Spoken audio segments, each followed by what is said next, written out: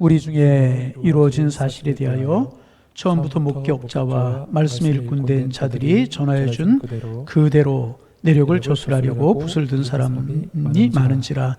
그 모든 일을 그놈부터 자세히 미루어 살핀 나도 데오빌러 각하에게 차례대로 써보내는 것이 좋은 줄 알았노니 이는 각하가 알고 있는 바를 더 확실하게 하려 함이로다. 아멘. 할렐루야. 네, 새해가 되면 누구나 새 마음을 이제 갖게 마련입니다. 올해는 이제 내가 인간관계 아름답게 하리라, 말도 예쁘게 하리라, 규칙적인 생활하리라, 건강을 위해서 힘쓰리라, 운동도 하리라, 여러 가지 새 마음을 이제 갖게 되는데, 무엇보다도 예배에 대한 마음, 그리고 주님을 사랑하는 마음과 신앙과 믿음에 관한 것도 새로워지기를 원합니다. 그래서 비록 코로나 바이러스라고 하는 것이 우리를 힘들게 하고 예배도 어렵고 신앙생활하는 환경이 좋은 것 아니지만 주님과 친해지고 주님과 가까워지도록 노력하는 것입니다. 그러면 환경이 두렵지 않고 주님 안에서 복 있는 삶을 살도록 하나님이 반드시 우리를 축복하실 것입니다. 이번 주에 감사한 일이 있어요. 지난 월요일부터 이제 온마음 기도회를 이제 진행하는 중에 있는데 솔직히 마음속에 걱정이 됐습니다. 코로나로 인하여서 많이 조심스러워 하시는데 우리 1시간에 8명씩 나와서 기도하자고 그렇게 이제 광고를 했지만은 정말 기도회가 될까 그런 염려했던 것이 사실입니다. 그래서 제가 시작되는 월요일 날 아침 10시 이전에 10분 전에 나와서 한 2시간 반, 12시 반까지 제가 기도하고 돌아갔어요. 참 감사한 것은 작정한 인원들이 다 나오시는 거예요. 제가 그래도 강행한 이유 중에 하나가 있어서 학원은 9명까지 학원에서 강의를 하게 하잖아요. 그러니까 학원에 좁은 공간에서 9명 모이는데 우리는 이 넓은 공간에 1200석 들어가는 곳에 8명 모이는 것이 어떨까? 상관이 없지 않습니까? 그리 진행이 됐는데 하기를 잘했다 그런 생각이 들어서 저녁에도 어떨 때 작정한 인원보다 더 나오고 작동한 인원 특별한 일이 없으신 분들은 다 나와서 기도하시고 그런 모습을 보면서 참 얼마나 감사한가 그런 생각이 들고 우리가 기우였다 그런 생각도 들고 또 나와서 기도해 주시는 분들이 얼마나 감사한지 모르겠어요. 여러분 집에서 이제 방송으로 예배를 드리시는 분들, 오늘 또 교회 나오신 분들, 혹시나도 이제 온마음 기도에 참석하지 못하시는 분들은 함께 하십사라고 하는 부탁을 좀 드리고 우리가 다른 것보다 기도함으로 한 해를 시작하는 것이 무엇보다 중요하리라고 생각이 됩니다. 그래서 이제 세계를 품고 기도하는 기도, 우리 한국 사회를 품고 나라 민족을 위한 기도, 한국 교회를 위한 기도, 우리 항일 교회를 위한 기도, 개인과 가정을 위한 기도, 기도 제목을 만들어 보았어요. 아마 이거 여러분 안 가지고 계신 분들은 온마음 기도에 참석하지 못한 분들이실 텐데 홈페이지도 띄워놓고 입구에 또 본당에 여기저기 놓았어요. 가지고 이제 기도하시는 겁니다. 행여나 여러 가지 사정 때문에 하나님 위에 못 나오시는 분들은 가정에서도 있는 자리, 사실 가정에서 있는 자리에 기도한다는 게 쉽지는 않잖아요. 교회 나오시면 좋은데 꼭 좀 온마음 기도에 참석하셔서 기도로 한 해를 여는 그 한 해하고 그렇지 못한 한 해하고 같겠습니까? 제가 늘 말씀드리는 것 중에도 야곱이 라반의 집에서 있다가 아버지 집으로 돌아오잖아요. 라반이 지쫓아오고 모든 문제가 해결이 되었어요. 근데 에서가 칼을 들고 기다리고 있다라고 하는 소식을 듣고 야곱이 굉장히 겁이 났잖아요. 그래서 이제 식솔들 보내고 또 뇌물 보내보고 꾀도 써보고 그렇지만 해결이 안 됐잖아요. 그럴 때 야곱과 나룻가에서 야곱이 밤새도록 기도하지 않습니까? 환도뼈가 위골되기까지 기도합니다. 전심을 다해서 하나님 앞에 매달려 기도했다는 겁니다. 내 이름이 무엇이냐? 야곱입니다. 이제는 내 이름을 야곱이라 하지 말고 이스라엘이라 하라. 하나님의 축복을 들었어요. 그리고 이제 하나님의 사자가 떠나가고 해가 떠올라 새 아침이 밝았어요. 여러분 그 해는요 똑같이 떠오르는 해였었어요. 어제도 그 해였었고 그제도 그제였었고 내일도 그 해였을 것입니다. 그런데 그날 아침에 떠오르는 해는요 야곱에게 특별한 해였을 거라는 것입니다. 기도하고 하나님의 은혜 받고 하나님의 응답을 체험하고 하나님의 은혜를 경험하고 떠오르는 해, 그 해가 같겠습니까? 그날이 같겠습니까? 다른 것입니다. 여러분 기도할 때 하나님 주신 은혜 경험해야 됩니다. 기도할 때 주신 하나님의 사랑 경험해야 되고요. 그럴 때 새로운 아침이 아니고 특별한 아침이 될 것이라는 것입니다. 여러분 기도함으로 올 한 해를 시작해서 이런 은혜를 경험하는 축복 여러분들의 있기를 소망합니다. 이 코로나가 이제 나쁜 습관을 우리에게 준 것 중에 하나도 뭐냐 하면 아멘을 잊어버렸어요. 이게 할렐루야. 몇 명이 나왔든지 좀 아멘이 되면 아멘 좀 하고 여러분 마스크 쓰고 그래서 아멘 한다고 코로나 바이러스 절대로 안 들어가고 아멘 하면 들어올라가도 쫓겨나갈 거라는 거죠. 할렐루야. 좀 몇 사람 나왔든지 여기서 아멘을 해야 가정에서도 아멘하는 거 아니겠습니까? 여러분 기도할 때 떠오르는 해가 특별한 해가 되었듯이 여러분에게도 2021년 한 해가 특별한 한 해가 되고 축복의 한 해가 되기를 소망합니다. 나오는 분들 참 감사하고 나지 못하는 분들 함께 참석하셔서 기도로 한 해를 열고 축복을 여러분의 것으로 삼는 그런 이제 은혜가 있기를 소망합니다. 그래서 이제 늘 그런 이야기 하잖아요. 하루의 시작은 아침에 있고 한 해의 시작은 연초에 있는데 기도로 시작하는 일이 무엇보다 중요합니다. 자녀들을 위해서 기도하고 가정 경제를 위해서 기도하고 교회를 위해서 기도하고 코로나로 인한 어려운 지구촌을 위해서 기도하고 기도로 시작하면 올 한 해 하나님이 책임져 주시고 하나님이 틀림없이 인도해 줄 줄로 믿습니다. 꼭 좀 그래서 여러분 기도하며 시작하는 한 해가 되기를 소망합니다. 오늘부터 이제 누가복음을 우리가 수예배 시간에 나누면서 이제 은혜를 좀 받으려고 그래요. 아주 오래 전에 주일날 오후에 누가복음을 한번 이제 묵상했던 적이 있었습니다.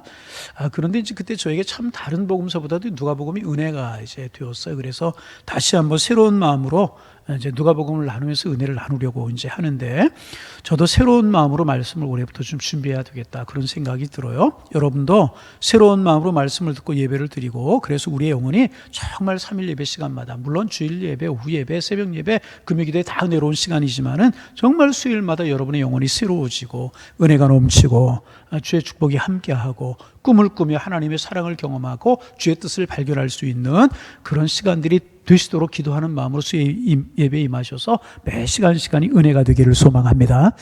집에서 어머니들은요 이제 가족들의 건강을 위해서 참 신경을 많이 쓰잖아요. 그 중에 신경 쓰는 것 중에 하나가 이제 식사, 이제 음식입니다. 이제 그래서 밥을 짓거나 요리를 하면서 어머니들은 최선을 다하십니다. 그런데 어머니들이 여러분 식사를 가정에서 준비하면 자녀들이나 가족들을 위해서 식사를 준비하고 요리를 하면 제일 먼저 여러분 신경 쓰는 게 뭡니까? 어떤 분들은 맛이죠. 그렇게 이야기하는 분이 있을 거예요. 물론 맛이 중요합니다. 그런데 가장 중요한 것은 영양분이에요. 영양. 그렇잖아요? 이게 영양가가 있는가. 그렇잖아요? 영양분. 그래서 영양가 있는 음식을 가족들에게 제공하기 위해서 어머니들은 노력을 하고 아무리 맛이 있어도 영양가가 없으면 좋은 음식은 그건 아니란 말이죠. 아무리 맛이 있어요. 그런데 아무런 영양가가 없어서 그 음식을 먹으면 허기가 지고 오히려 이렇게 이제 영양실조가 된다면 그 음식은 좋은 음식이 결코 아닐 거라는 것이죠. 영양가가 있어야 되고 두 번째는 뭐냐 하면 맛이 좋아야 되는 겁니다. 맛이. 아무리 영양가가 있어도 맛이 없으면 가족들이 먹으려고 하지 않지 않습니까? 그래서 이제 어머니들은 영양가 좋은 음식 그리고 두 번째는 맛을 내려고 이제 양념도 하고 요리도 잘하려고 그렇게 이제 애를 씁니다. 여러분 그렇게 하시지 않습니까? 오늘 여자분들이 많이 나오셨는데 목사님 저는 그런 거 별로 안 신경 써요. 그냥 주는 대로 우리 식구들 먹기 때문에 별로 그런 거 신경 안 써요. 그런 모습인 것 같은데 여러분 그렇게 신경 쓰시죠? 그렇게 신경 쓰시죠? 그렇게 어디 싸우고 오셨어요? 오늘 날씨가 얼어가지고 얼굴이 다 펴지지 않아서 그런데 한번 웃어보세요. 싸우러 나오신 분들 같아요. 할렐루야. 네. 영양가, 그 다음에 뭐요? 맛을 신경 쓰고 그 다음에는 세 번째는 모양입니다. 또 이제 영양가도 있고 맛도 있어야 되는데 이제 보기에도 좋아야 돼요. 그래서 그런 이야기가 있잖아. 보기 좋은 떡이 그 말은 여러분 잘 하시네요.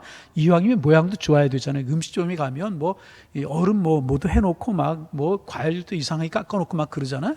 보기 좋은 것이 좋다는 거죠. 그래서 이제 프로테이지로 이야기하면 한 60% 정도가 영양가, 그리고 이제 한 30% 정도가 맛, 그리고 모양이 10% 정도라고 하면 될까 그런 생각을 해보게 되는데 하여튼 그래야지만 영양가도 있고 맛도 있고 보기도 좋아야 된다는 것입니다.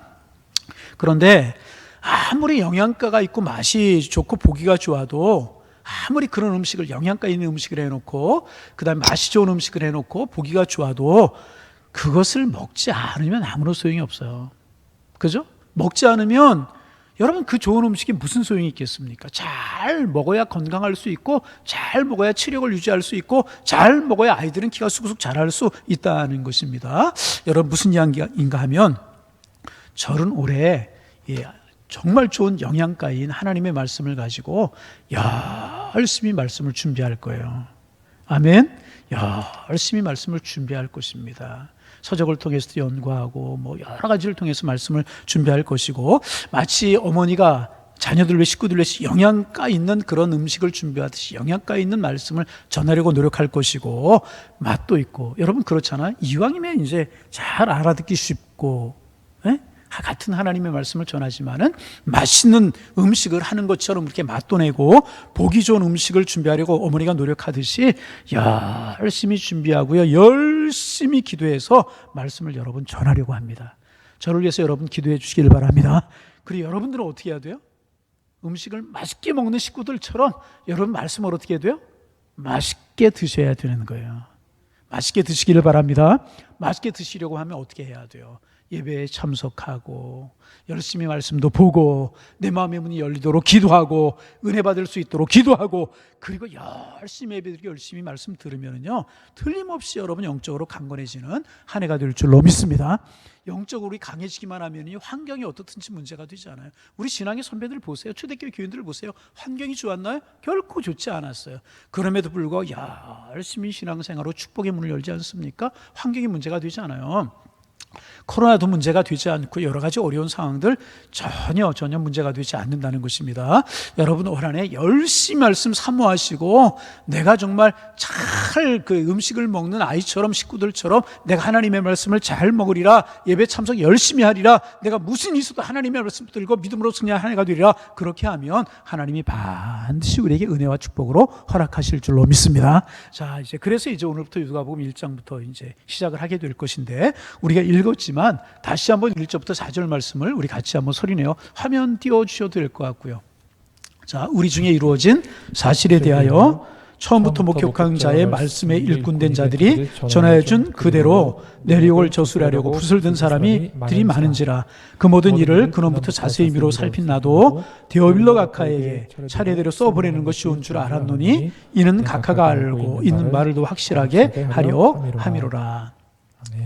여러분, 누가복음 여러분 누가 누구에게 쓴 거예요? 오늘 본문에 나와 있죠. 누가 누구에게 쓴 거예요? 누가라고 하는 사람이 데오빌로라고 하는 사람에게 쓴 것입니다. 누가가 썼다는 이야기는 없어요. 근데 데오빌로에게 쓴 것이라고 하는 것은 나오거든요. 그런데 데오빌로라고 하는 사람은 성경 이곳에 외에는 전혀 등장하지 않고 있는 사람이 데오빌로예요. 누가 데오빌로가 어떤 사람인지 정확하게 알 수는 없어요. 그런데 하나 알 수 있는 것은 뭐냐 하면 각하라고 하는 호칭이 쓰여 있어요. 뭐라고요? 각하라고 하는 호칭이 쓰여지고 있는 것을 보면 아마 그가 로마의 고관이었을 것이다 라고 추측을 성서학자들이 합니다. 로마에서 그 당시 굉장히 높은 관직에 있었던 사람, 관리였을 것이라고 그렇게 생각을 합니다. 어떤 사람은 이렇게 이야기하는 사람들이 있어요. 누가가 데오빌로의 노예였을 거라는 거죠. 누가가, 자 다시, 누가가 뭐요? 누가가 노예였을 거라는 것입니다. 그런데 그 누가를 해방시켜주고 그 누가가 의학 공부를 할 수 있도록 길을 열어준 사람, 의학 공부를 시켜준 사람이 데오빌로가 아니겠느냐. 그렇게 이제 추측하는 설도 있는데 그 설은 성서학자들 사이에 크게 지지를 받고 있는 학설은 되지 못합니다. 그런데 분명히 우리가 한 가지 알 수 있는 사실은 뭐냐면 각하라고 하는 말 속에서 그리스 로마 사람이었고 고관대적이었고 누가와는 어느 정도 연결이 되었던 사람이다. 그런 사실을 우리가 이제 알 수 있는 것입니다. 자, 누구를 위해서 이 복음서를 썼다고요? 데오빌로라고 하는 사람을 위해 써서 보낸 글이다. 그러면 누가 쓴 글이라고요? 누가라고 하는 사람이 이제 쓴 글인데, 누가라고 하는 이름은 루키오스라고 하는 이름인 것입니다. 성경에 보면 그 이름이 약자로 기록된 사람들이 참 많이 있어요. 예를 들면 브리스가라고 하는 사람이 있는데, 브리스가라고 하는 사람은 브리스길라라고 하는 사람의 약자입니다. 이렇게 이제 약자로 이름을 많이 표현하는 그런 경우가 많이 있는데, 영어에도 보면 크리스토퍼라고 하는 이름이 있어요. 그런 이름을 크리스라고 그렇게 이야기를 하기도 합니다. 그래서 누가의 이름도 루카우스라고 하는 이름이었는데 애칭으로 누가라고 부르고 있는 것입니다. 그런데 이 누가라고 하는 사람도요, 누가복음을 기록하기는 했지만은 성경에 많이 등장하는 그런 사람이 아니에요. 그저 바울 서신에 보면 이 누가라고 하는 사람이 3번 정도 등장을 하고 있는 사람이 누가입니다. 이제 누가복음을 우리가 아무리 여러 번 읽어도요, 이 누가복음을 누가가 썼다, 누가복음을 쓴 사람이 나 누가다, 이렇게 이야기하고 있는 구절은 하나도 없어요. 한 수십 번을 읽어봐도 그런 구절이 하나도 없어요. 그러나 신학자들이 문체, 여러 가지 배경, 사상 이런 것들을 연구한 결과 누가가 썼을 것이라고, 누가복음을 누가가 썼을 것이라고 그렇게 추정하고 있는 것입니다. 성경 어느 것도 마찬가지예요. 바두사리 썼다고 추정을 하고 야고보 썼다고 추정하는 것이지 정확하게 알 수 있는 길은 없어요. 그저 그렇게 추정하는 것뿐이라는 것입니다. 그래서 이제 그런 사람이 누가라고 하는 사람인데, 누가가 성경이 3번 나온다고 말씀을 드렸어요. 그럼 어디에 나오는가? 누가라고 하는 사람이 이제 제일 먼저 나오는 곳이 어디냐 하면 골로새서로 가는 곳입니다. 어디? 수요예배는 이제 성경을 공부하는 시간이다. 그렇게 생각하시면 되겠어요. 어디? 골로새서라고 하는 것입니다. 4장 14절 말씀을 우리 같이 한번 읽어보겠습니다. 화면을 보고 읽어봅니다. 사랑을 받는 의사 누가와 또 데마가 너에게 문안하느니라. 여기 누가라고 하는 이름이 나오죠? 근데 뭘 받는 누가라고 기록하고 있어요? 다시 한 번만 띄워주세요. 뭘 받는 누가? 사랑받는 의사 누가. 두 가지가 나오죠? 사랑을 받는 사람이었고 누가 또 뭐라고요? 의사였다. 그렇게 이야기하고 있어요. 누가와 데마가 너에게 문안한다. 그렇게 이야기하고 지금 이제 사도 바울이 골로새서를 쓰고 있는데 그 옆에 누가 있었느냐? 누가라고 하는 사람이 있었고 데마라고 하는 사람이 있었다는 것을 알 수 있어요. 근데 이 골로새서라고 하는 책은 여러분이 알듯이 바울 사도가 감옥에서 쓴, 어느 감옥에 썼겠느냐? 대부분 로마 감옥이라고 추정을 하죠. 그래서 로마 감옥에 쓴 글이라고 알려졌는데 앱빌골몬 한번 따라서 해보실까요? 앱빌골몬 이게 뭘까요? 옥중서신이라고 사도 바울이 감옥에 쓴 이제 4개의 서신이 있는데 옥중서신이라고 그래요. 다시 한번 해볼까요? 앱이 뭐예요? 에베소서, 그 다음에 빌립보서, 그 다음에 골로새서, 그 다음에 빌레몬서. 뭐라고요? 뭐니 빌레몬서잖아요. 이 4권의 책이 이제 옥중서신인데 옥중서신, 옥중에서 기록한 서신이라고 그래서 옥중서신이라고 불러요.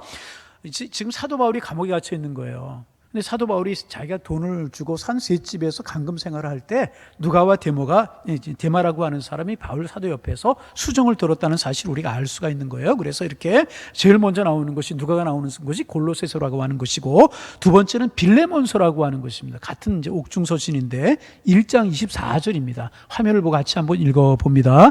또한 나의 동역자 마가, 아리스다고, 데마, 누가가 문안하느니라. 여기에도 보면 바울 사도가 빌레몬서를 쓸 때도 누가가 옆에 있었다는 사실을 우리가 알 수 있는 것입니다. 바울이 편지를 쓰고 마치면서 끝에다가 자기가 함께 있었던 사람들의 일의 이름을 쓰고 있는데 그 중에 꼭 등장한 사람이 누가라고 하는 사람이었습니다. 세 번째 이 누가가 나오는 것은 뭐냐면 디모데 후서 4장 10절에서 11절입니다. 같이 한번 읽어볼까요? 디모데 후서 4장 10절 읽어봅니다. 데마는 이 세상을 사랑하여 나를 버리고 데살로니가로 갔고, 그레스게는 갈라디아로, 디도는 달마디아로 갔고, 누가만 나와 함께 있느니라. 내가 올 때에 마가를 데리고 오라. 그가 나의 일에 유익하니라. 여러분, 여기에 이제 눈에 들어오는 사람이 있는데 뭐냐 하면 이제 그 앞에 읽은 두 곳, 골로새서에도 데마라고 하는 사람이 있었고 빌레몬서에도 데마라는 사람이 있었어요. 그렇죠? 그리고 디모데 후서에도 데마라고 하는 사람이 있었는데 여기서 이야기하는 것은 뭐냐 하면 데마는 세상을 사랑하여 나를 버리고 데살로니가로 갔다. 그러니까 사도 바울 곁에 있었음에도 불구하고 믿음과 신앙을 버리고 세상으로 나간 사람이 누구다?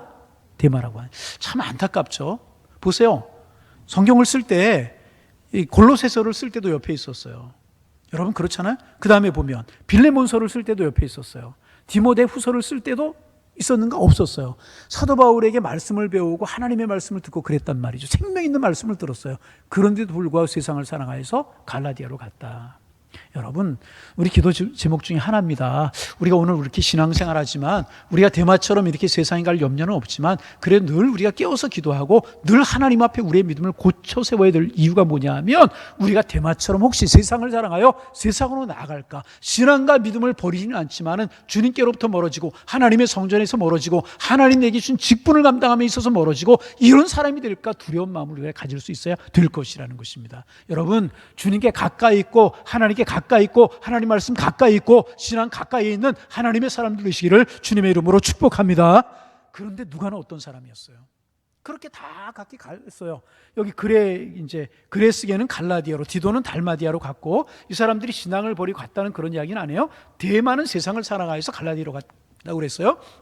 사도 바울 곁을 다 떠났다는 거죠. 그러나 누가만큼은 나와 함께 있다. 그러니까 사도 바울이 보기에 누가가 참 기뻤던 것 같아요. 참 고마웠던 것 같아요. 여러분, 우리는 우리의 위치가 늘 주님이고 하나님의 성전이고 예배하는 자리고 말씀 가까이 하는 자리고 주님을 사랑하는 자리에 있기를 소망합니다. 우리 믿음의 사람들은 심지가 좀 굳을 수 있어야 돼요.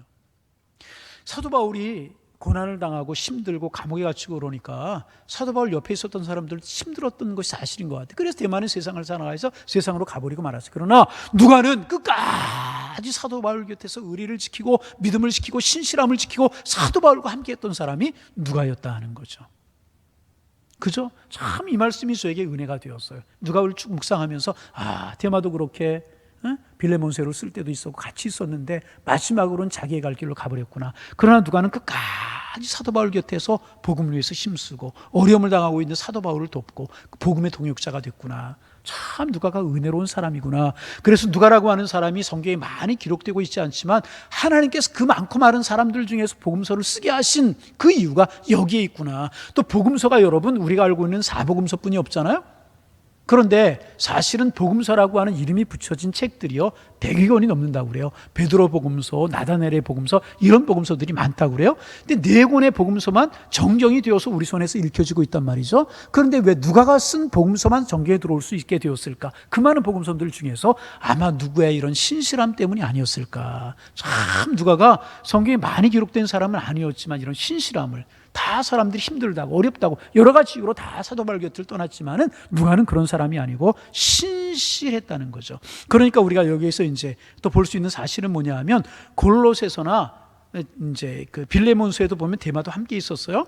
그런데 데마가 이제 디모데후서에서는 떠나갔다는 것을 보면 골로새서나 빌레몬서 이런 것보다 디모데서가 후대에 써졌구나. 이런 사실도 우리가 이제 알게 되는 것입니다. 여하튼 이 바울 사도가 기록된 서신들을 통해서 우리가 알 수 있는 것은 뭐냐 하면 누가는 이렇게 신실한 사람이었다는 거죠. 의리가 있는, 영적인 의리가 있고 신앙이 있고 믿음의 정절이 있고 믿음의 절개가 있는, 조금 힘들다고 어렵다고 떠나거나 그런 사람이 결코 아니고 정말 끝까지 믿음을 지키고 끝까지 사도 바울 옆에서 의리를 지키고 사도 바울의 핵심적인 제자 중에 한 사람이었구나 하는 사실을 우리가 이제 알 수가 있다는 것입니다.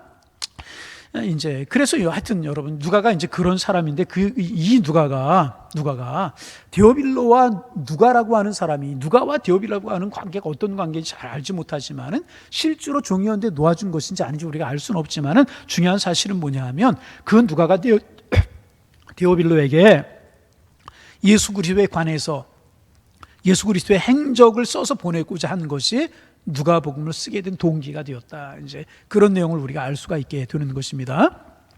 그런데 데오빌로에게 하나님의 말씀, 다시 말하면 예수 그리스도의 행적을 써서 보내려고 하는 것은 누가의 계획이었고 누가의 생각이었다는 것입니다. 그런데 성령께서는요, 하나님께서는요, 후대를 위해서 다시 말하면 오늘 우리를 위해서 예수님의 행적을 남기게 하기 위하여서 누가로 하여금 데오빌로를 전도하게 하는 그런 마음을 심어주신 것이고 누가가 그 말씀을 기록해서 오늘 예수님에 관해서 이 복음서가 뭐예요? 예수님에 관해서 말씀해주고 있는 글이잖아요. 그러니까 그 예수님에 관해서 우리에게 전해주고 있다는 것입니다. 그래서 여러분 우리가 이제 이런 일들을 참 많이 보게 되는데 나는 이제 이런 생각으로 일을 했어요. 나는 이런 생각으로 일을 했는데 하나님께서는 다른 뜻을 가지고 다른 의도로 행하실 때가 참 많이 있다는 거예요. 제가 이제 어떤 이야기 하나를 들었는데 어떤 선교사님이 선교사로 가시기로 작정을 하셨어요. 훈련도 받고 준비도 하고 기도도 하고 오랜 동안 준비를 하셨대요. 그런데 선교사로 파송이 되는 날 교통사고를 당했어요. 심한 교통사고를 당했어요. 그래서 선교사로 파송이 되는 날 선교사로 파송이 되지 못했어요. 얼마나 마음이 어렵고 힘들겠습니까? 이해하지 못했다는 거죠. 하나님의 무슨 뜻인지 이해하지 못해서 여러 가지 고민하고 갈등했는데 그때는 그 일을 전혀 이해할 수가 없었다는 것입니다. 근데 시간이 지나고 나서 먼 훗날 하나님의 계획이었고 하나님의 뜻이었구나. 여러분 우리가 하나님의 높고 넓은 뜻을 어떻게 알 수 있겠습니까? 하나님의 뜻은 넓고 높기 때문에 우리가 도저히 이해할 수가 없는 것입니다. 그렇게 이해할 수 없는 하나님의 뜻을 만나거든 여러분 먼저 따지려고 하지 말고 이해하고 믿으려고 하지 말고 그냥 믿는 거예요. 그러면 그것이 우리에게 은혜가 되는 줄로 믿습니다. 먼저 믿으시기를 주의 이름으로 권면합니다. 여러분 그래서 요한복음 11장에 그런 이야기가 나오잖아요. 예수님께서 나사로 이제 죽은 거 아셨어요. 무덤에 가서 예수님 뭐라고 말씀하십니까? 돌을 굴려놓으라 옮겨놓으라 이런 하시는 말씀이 뭐냐 하면 너희가 믿으면 볼 것이다 그렇게 말씀하시잖아요. 뭐라고요? 믿으면 볼 것이다. 여러분 여기서 볼 것이라고 하는 건 뭐예요? 나사로가 살아나는 것을 의미하잖아요. 그런데 나사로가 살아나는 것 보고 너희들 믿어라. 그렇게 이야기하지 아니하셨다는 거죠. 뭐라고 말씀하셨어요? 너희가 믿으면 하나님의 영광을 볼 것이다. 할렐루야. 다시 한번 믿으면 하나님의 영광을 볼 것이라. 여러분 믿으면 보게 되는 줄로 믿습니다. 믿으면 이해하고요, 믿으면 깨닫게 되고요, 믿으면 하나님의 역사와 기적을 보게 되는 것이라는 것입니다. 이스라엘 백성들이 요단강가에 이르렀어요. 물이 넘실거려서 창일하게 불어났어요.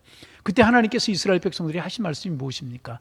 요단강 물이 멈추거든 너희들 들어가라, 갈라지거든 들어가라 그랬습니까? 아닙니다. 물은 여전히 넘칠 듯이 삼킬 듯이 출렁거려요. 그런데 언약 깨달음의 제자들이 요단강가에 이르거든 들어서라, 그렇게 말씀하셨다는 거예요. 그리고 들어서자 요단강물이 어떻게 됐어요?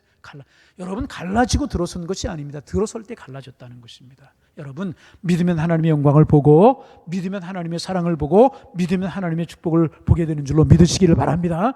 믿으면 볼 것이라고 말씀을 하셨다는 것입니다. 그래서 신앙의 인물들은요, 내가 알고 믿었나이다 이런 고백을 한 사람들이 신앙의 사람들 아니고요, 내가 믿고 알았나이다 라고 고백하는 사람들이 신앙의 사람들이라는 것입니다. 그래서 여러분 믿는 방법 두 가지가 있어요. 하나는 뭐냐면 따져보고 믿는 거예요. 어떻게 하고 믿어요? 따져보고 믿는 거, 따져보고. 두 번째는 뭐냐면 일단 믿고 알아가는 것입니다. 여러분 주님의 말씀이 오묘해요. 신비해요. 여러분 또 읽고 또 읽어도 주님의 뜻을 우리가 다 알 수 있습니까? 없어요. 저 여러분 어렸을 때 신앙생활 했고요, 신학 공부도 꽤 했어요. 할 만큼 꽤 했어요. 그런데요, 말씀 중에요, 아는 게 많을까요? 모르는 게 많을까요?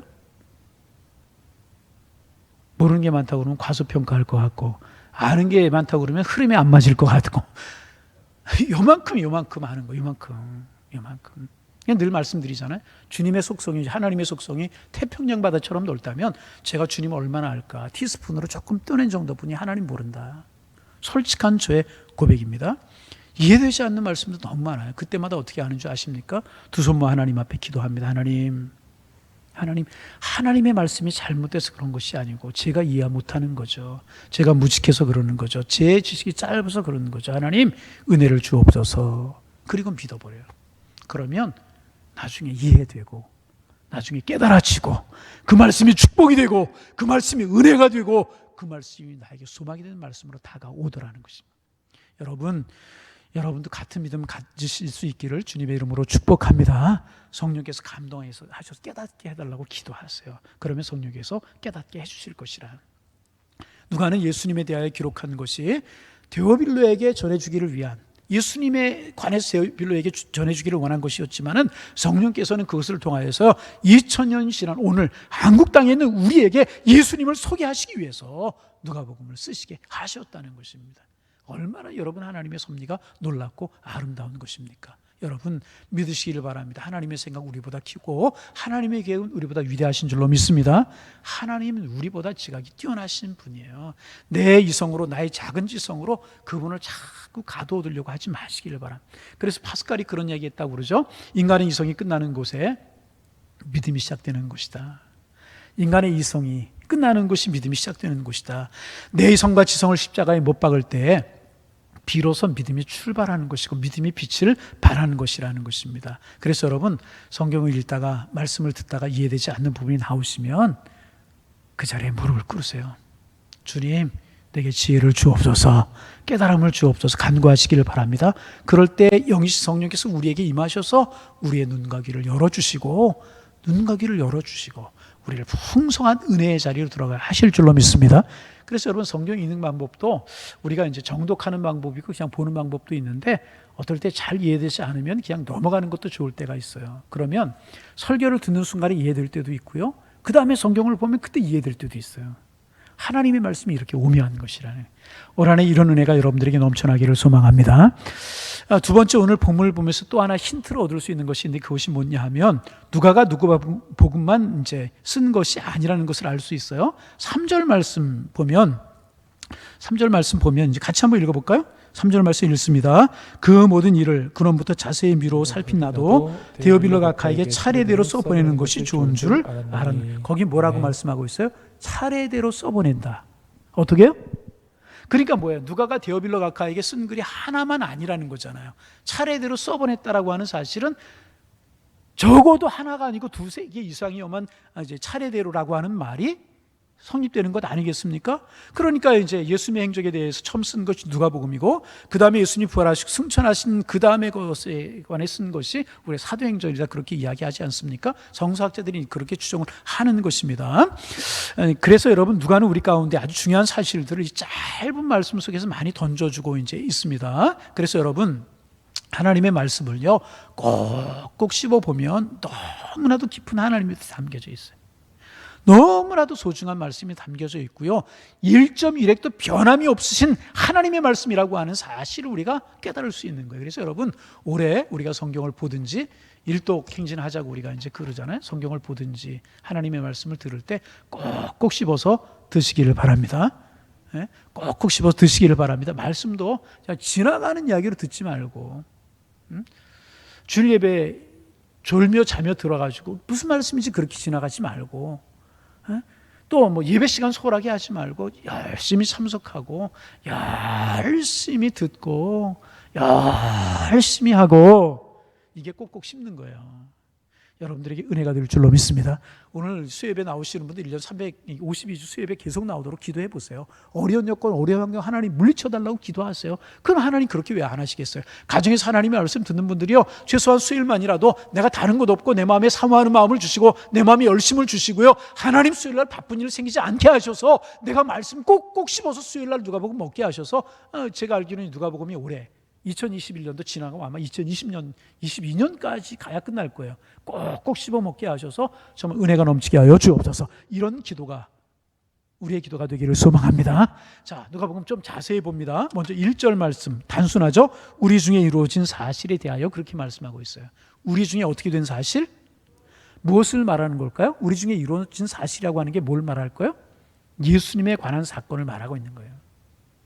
여러분, 어떤 사람들 예수님의 사건이 실제로 있었던 사건이 아니라고 그렇게 주장하는 사람들이 있어요. 예수님이 실제 인물이 아니고 가상의 인물이었을 것이다, 이렇게 말하는 터무니없는 이야기를 하는 분들도 계셔요.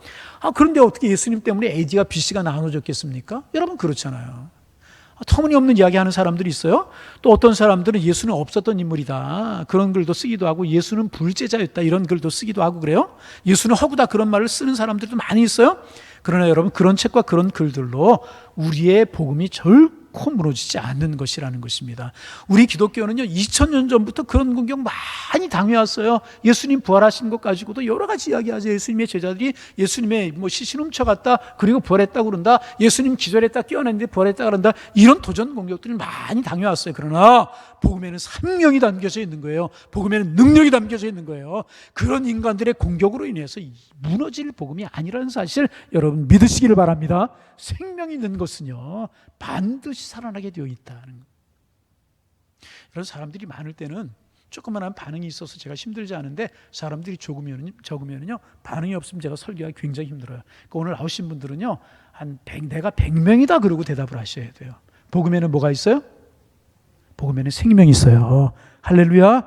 복음에는 생명이, 능력이 담겨져 있기 때문에 그런 인간들의 공격으로 인해서 무너질 복음이 결코 아니라는 거예요. 여러분, 생명 있는 것은 반드시 살아납니다. 여러분, 이제 겨울이 되었어요. 전부 다 낙엽이 떨어지고 나무들이 죽은 것 같이 그렇게 보이잖아요. 봄이 되면은요, 참 희한해요. 바위 틈에서요, 그 딱딱한 아스팔트 콘크리트 틈에서 새싹이 그 틈을 뚫고 올라오잖아요. 왜 그래요? 그 풀을 한번 만져보세요. 얼마나 연약하고 얼마나 부드러운지. 손으로 이렇게 꺾으면 다 꺾어지고 찢어져요. 그렇게 부드러워요. 그렇게 연약한 들풀이란 말이죠. 그런데 중요한 사실은 뭐냐면 아스팔트 딱딱한 틈새를 뚫고 올라온단 말이죠. 왜 그래요? 그 안에 생명이 있기 때문에. 그 생명이 여러분 그것을 뚫고 올라오는 것이란. 생명은 이렇게 여러분 능력이 있는 것입니다. 아무리 큰 나무라도요, 죽으면 올라올 수 없어요. 그러나 여러분, 조그만 풀들 만져보세요. 다 찢어지고 뚝뚝 끊어져요. 그런데 생명이 있기 때문에 그 딱딱한 돌줄 뚫고 나오고요, 아스팔트 사이로 콘크리트를 뚫고 나오지 않습니까? 생명은 여러 배 귀한 것입니다. 여러분, 강에 가보세요. 아무리 큰 덩치를 가진 물고기라도 죽으면 따라 흘러내려가요. 그렇죠? 아무리 덩치가 커도요, 가끔 바닷가에 죽은 고래, 사체 이런 것들 흘러 들어오잖아요. 아무리 커도 죽으면 흘러가고 떠내려가요. 그러나 아무리 작은 피라미 송사리라고 할지라도요, 생명을 가진 물꼬를 거슬러 올라가게 되어 있는 거라는 거죠. 생명이 있는 것은 결코 떠내려가지 않아요. 생명이 있는 것은 거스르고 올라가는 것이라는 거예요. 세상이 아무리 악해지고 코로나가 우리를 위협하고 세상에 탕류가 흐르고 세상에 죄악이 간영해도요, 생명을 가진 우리 그리스도인들은요, 그것을 뚫고 올라가는 생명을 소유한 사람들인 줄로 믿습니다. 우리에게는 생명이 있다는 사실을 여러분 기억하시. 우리는 그렇게 시시한 사람들이 결코 아니라는 거예요. 어느 누가 증거하고 있는 것처럼 예수님의 사건은 뭐냐면 이루어진 사실, 우리에게 이루어진 사실이라. 자, 2절 3절 오늘 좀 여러 번 읽는데 2절 3절 있습니다. 처음부터 목격자와 말씀에 일꾼된 자들이 전하여 준 바 그대로 내력을 저술하려고 붓을 든 사람이 많은지라. 그 모든 일을 근원부터 자세히 미루어 살핀 나도 데오빌러 각하에게 차례대로 써 보내는 것이 좋은 줄 알았노니. 이 말씀에 또 우리가 힌트를 얻는 것이 있어요. 붓을 든 사람들이 많았다는 거예요. 예수님의 행적을 기록하려고 붓을 든 사람이 많았다는 것입니다. 그래서 서두에도 말씀을 드렸던 것처럼 우리가 가지고 있는 성경에는 마태복음, 마가복음, 누가복음, 요한복음, 그래서 4복음서라고 이야기를 합니다. 다시 마태복음, 그 다음에 사도행전, 요한계시록, 그런 게 아니에요. 마태복음, 마가복음, 누가복음, 입이 있는 건지. 자, 마태복음, 마가복음, 이 이야기는 순서대로. 누가복음 4권의 복음서만 있지만은 말씀드렸듯이 뭐 베드로 복음서라든지 뭐 나다니엘 복음서, 이런 복음서들이 많다고 그래요. 100여 개가 넘는다고 그래요. 그런데 그중에 초대교회는 4권만 성경으로 받아들이는 것입니다. 그 중에서 누가복음은 이방인들을 위해 쓰여진 복음서라고 이야기하기 때문에 더욱더 누가복음이 귀하다는 것입니다. 여러분, 이번에 수요일마다 이제 우리가 한 1년 반, 2년 될 것 같아요. 누가복음 우리가 묵상하는 게. 누가 묵상하면서 여러분 오묘하신 주님의 섭리를 깨닫고 여러분의 영혼의 양식이 되셔서 여러분을 기름지게 하게 할 줄로 믿습니다. 그러면 오늘 본문을 잘 보면 그렇게 많은 사람들이 예수님의 행적을 기록하려고 붓을 들었다는 것입니다. 그러면 누가 예수님의 행적을 기록할 수 있을까? 예수님의 말씀을 누가 증거할 수 있을까? 어떤 사람이 예수님에 대해서 말할 수 있을까 하는 자격에 대해서 말하고 있습니다. 여러분, 우리 그리스도인들 다 복음의 증인들이 되어야 되는 것입니다. 때를 얻든지 못 얻든지요, 우리는 복음의 증인이 되어야 되는 것입니다. 그런데 어떤 사람이 복음의 증인이 될 수 있을까? 오늘 본문의 누가는요, 3가지를 갖춘 사람이 복음의 증인이 될 수 있고 예수님에 관해서 말할 수 있다, 그렇게 이야기하고 있어요. 첫째는 뭐냐 하면 말씀의 목격자가 되고 그랬어요. 처음부터 말씀의 목격자가 되고. 어떤 사람이 복음을 전할 수 있고 어떤 사람이 예수님에 관해서 이야기할 수 있는 사람인가? 말씀을 목격한 사람이라는 거예요. 하나님의 말씀을 친히 체험한 사람이라는 거예요. 예수님의 은혜를 경험한 사람이라는 거예요. 예수님의 사랑을 경험한 사람이라는 것입니다. 하나님의 말씀이 나를 사로잡지 못하고 예수님에 관한 체험이 없는데 어디 가서 여러분 하나님의 말씀을 전할 수 있게 했습니까? 어디 곳에 가서 내 속에 예수님이 안 계시고 내가 하나님의 살아계심을 체험하지 못했는데 누구에게 복음을 전할 수가 있게 했습니까? 어디 가서 그런 이야기 할 수 있겠느냐? 여러분, 이렇게 처음부터 목격자가 되어야 된다는 거죠. 여러분, 예수님 만나는 목격자가 되시기를 바랍니다. 예수님이 여러분에게 다가오시고 가슴 뜨거운 감격으로 여러분 예수님과 함께하는 은혜가 여러분들 있어지기를 소망합니다. 두 번째는 뭐냐면 일꾼된 자다 그랬어요. 말씀을 전하기 위해서는 그 말씀의 목격자가 되어서만 안 되고 일꾼이 되어야 된다. 청지기가 되어야 된다는 거예요. 종이 되어야 된다는 것입니다. 저 가끔 그런 생각합니다. 저 자신에게 물어요. 너 정말 말씀을 이용해서 먹고 사는 사람 아니냐? 말씀이 너를 사로잡고 말씀의 종이 되어서 살고 있느냐? 아니면 말씀을 이용해서 먹고 살아가는 사람이 되고 있지는 않느냐? 그런 질문할 때가 있어요. 그런 질문. 여러분, 말씀이 우리를 사로잡아야 말씀의 종이 되어야 된다는 것입니다. 여러분, 말씀에 붙들린 말씀의 종이 되시기를 바랍니다. 말씀이 나를 사로잡고 나를 인도하게, 나를 만들어 말씀 앞에, 주님 앞에 나를 맡길 수 있어야 된다. 그리고 3절에 보면 이제 자세히 미루어 살폈다, 그런 말이 있어요. 그 모든 일을 그놈부터 자세히 미루어 살핀 나도 데오빌러 각하에게 차례대로 써보는 것이 좋은 줄 알았노니. 자세히 미루어 살폈다라고 하는 이 말은 뭐냐 하면 이제 그 해부 어톱시라고 하는 용어 있죠. 이 말이 나왔다고 그래요. 그러니까 자세히 미루어 살폈다는 말은 뭐냐 하면 해부할 정도로, 해부하면 신체를 자세히 알 수 있지 않습니까? 그 정도로 가까이 그리고 예수님에 관해서 자세히 보았다는 것입니다. 예수님에 관해 자세히 보고 해부할 정도로 예수님에 관해 자세히 만나고 체험하고 그런 은혜가 자기에게 있었다는 것입니다. 그래서 여러분, 이 말을 디오빌로 각하에게 전하고 있다는 것입니다. 재미나는 이야기를 들었어요. 자꾸 하셨죠. 이희승 선생님이라고 하는 국어학자, 오래전에 계셨던 분이에요. 이분이 이제 건강하셔서 백수 가까이를 사셨던 그런 분이신데, 이분이 방송국에 나와서 한번 그런 이야기를 하셨어요. 자기만의 건강을 지키는 비결이 있다고. 뭐냐고 물었더니 음식을 한 수저 입에다 넣으면, 밥을 한 수저 입에다 넣으면 100번을 씹는데요. 놀라지도 않고 감동도 없고 뭐 당연하다는 듯이 몇 번 씹는다고요? 100번 100번. 여러분 언제 100번 씹어 보셨어요?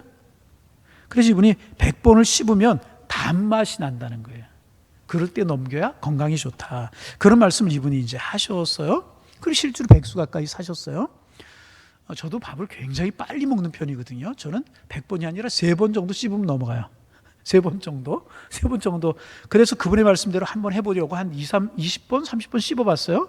저는 못하겠어요. 막 몸에서 주리가 들려요. 어떻게 100번을 씹는가. 재미나는 것은 뭐냐 하면 20, 30번, 30분만 여러분 한번 씹어보세요. 달게 느껴지기 시작을. 한 20번 씹으면 저는요, 죽이 되어서 씹을 것도 없어져 버려요. 그런데 그렇게 하면 워낙 장에 부담이 없는 것 아닌가. 그래서 그분이 건강이 좋다고 하신 것이 아닌가. 이런 이야기, 이런 생각 해본 적이 있어요?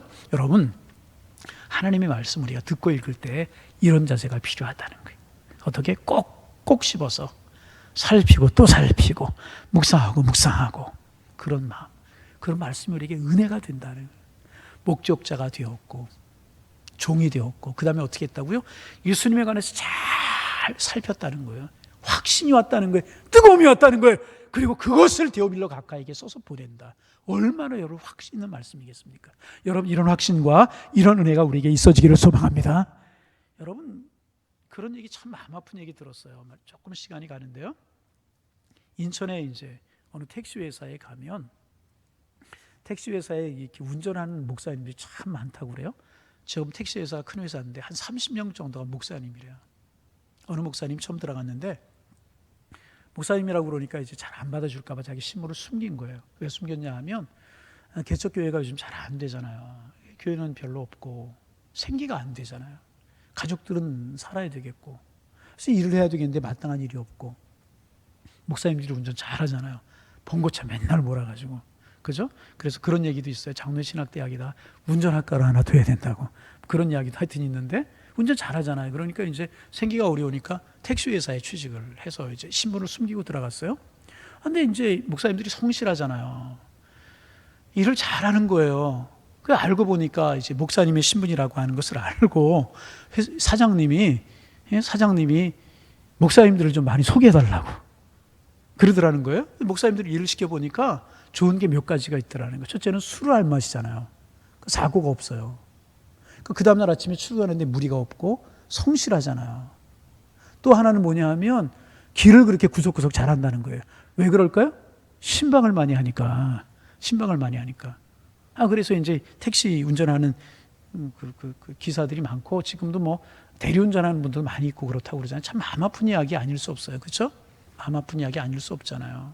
그 사사시대 때 성도들의 마음이 다 하나님께 떠나고 그 하나님의 성전을 예비하는 사람이 없으니까 모세의 후손되는 제사장이 구걸해서 먹고 다니잖아요. 미가의 어머니가 그를 고용해가지고 이방신을 드라빔을 섬기게 하는 그런 가슴 아픈 이야기가 사사기에 나오잖아요. 오늘 그런 세대가 될까 참 마음이 아픈데 교회가 부흥하면 그런 일이 없지 않습니까? 참 우리가 기도할 문제다. 그런 생각을 하게 되는데 또 하나는 뭐냐, 목사님들이 파킹을 이렇게 잘한대요. 왜냐하면 봉고차 큰 거 가지고 파킹해 버릇하니까 조그만 차는 아무것도 아니고. 하여튼 이런 이야기를 들으면서 이제 참 웃음이 나기도 하고 가슴 저리기도 하는 그런 이야기를 들었어요. 근데 저는요 그 이야기를 듣고 정신이 번쩍 들었어요. 그리고 결심한 것이 있어요. 말씀 연구 잘해야 되겠다. 영적인 주님과의 교제 깊이 해야 되겠다. 말씀의 목격자가 되게 되겠다. 말씀의 종이 되어야 되겠다. 그런 다짐을 다시 한번 해봅니다. 생명 있는 말씀 전하고 능력 있는 말씀 전하고 정말 영혼의 양식이 되는 말씀을 전해야 되겠다. 아멘. 예. 여러분 그렇게 기도해 주시기를 바랍니다. 그래서 생명 있는 교회가 사돼요. 여러분 목사만 그래야 되겠습니까? 구역자님들 이왕 구역 예배 드리는데 말씀의 목격자가 되어서 생명 있는 이야기 구역 식구들하고 나눠야 되지 않겠습니까? 여러분, 교사들도 마찬가지야. 어린아이들 영혼을 책임졌는데 그 어린아이들에게 생명 있는 말씀을 전하고 생명을 살려야 되지 않겠습니까? 어디 목사들이나 구역장님들이나 교사만 그렇게 했어요. 우리 생명을 살려야 되는 사람들이잖아요. 우리 말씀 우리 속에 있어야 될 것이라. 여러분, 말씀의 목적자가 되고 종이 되시기를 바랍니다. 살핀 바를 전할 수 있는 하나님의 사람들 되시기를 바랍니다. 한국에 꽤 유명한 목사님, 지난주에도 이분이 인도하는 부흥에서 문준경 전사님이 은혜를 받았다, 그 말씀 나누었는데, 꽤 유명한 목사 이용도라고 하는 목사님이 계신데 30대 초반의 나이에 삶을 마감한 그런 분이십니다. 감리교 부흥사셨어요. 결핵으로 세상을 떠나셨는데 결핵으로 돌아가시기 전까지 얼마나 체력이 약해서 골골했는지, 저보고 얼마나 잘까 그랬다는 거예요. 그런데 그런 몸을 가지고도 강단에 올라가기만 하면 6시간, 7시간 살아있는 하나님의 말씀을 전하는데 생명의 말씀을 전하고 그랬다고 인지 그래요? 왜 그래요? 성령에 붙들리셔서. 그분이 그렇게 하다 보니까 막 능력이 나타나고 기적이 나타나더니 신비주의 이런 쪽으로 몰려가지고 이단으로 정죄했던 분이거든요. 근데 몇 년 전에, 오래됐죠? 그분이 감리교회에서 그 이단으로 정죄했던 건 다 해제하고 성자로 그렇게 추대했던 그런 분이시기도 한 건데, 하여튼 그런 분이 있어요. 그런데 그분에 관해 저는 잘 몰라요. 그러나 분명한 사실 하나는 뭐냐 하면 그분이 말씀에 붙들린 분이셨다는 거예요. 그래서 가는 곳마다 말씀의 역사가 나타나고 놀라운 은혜가 나타나고 말씀의 목격자가 되어서 이렇게 말씀을 전하기 때문에, 여러분, 우리 모두 올 한해 이렇게 말씀과 친해지기를 소망합니다. 말씀과 우리가 늘 친해져야 돼요. 말씀에 붙들리면 하나님의 은혜가 함께할 줄로 믿습니다. 좀 다른 이야기 하나 좀 하고 마칠까 하는데 시간이 지나서 여기서 말씀을 오늘 마치려고 합니다. 여러분, 올 한해 늘 우리가 말씀에 붙들리고 말씀의 은혜가 되어서 살아가면 하나님께서 우리 인생을 인도하시는 것이라. 누가가 어떤 사람이 성경에 많이 나와 있지 않아요. 그러나 이게 말씀에 누가가 이렇게 붙들렸을 때 누가복음 기록하고 정말 은혜로운 사도행전까지 기록하는 사람이 되어서 그 말씀이 오늘 우리에게까지 전해지는 일에 놀랍게 쓰임받는 사람이 되지 않았습니까? 여러분, 여러 가지 오선하고 힘든 세대라고 이야기하지만 성령에 붙들리고 하나님의 은혜에 붙들리면 하나님 누가처럼 우리를 사용해 주시고 정말 누가처럼 복음을 증거하는 사람의 삶을 살아갈 수 있도록 하나님 우리 인도하실 줄로 믿습니다. 이런 은혜가 우리 교회 여러분들에게 넘쳐나기를 주님의 이름으로 축원합니다. 기도하겠습니다.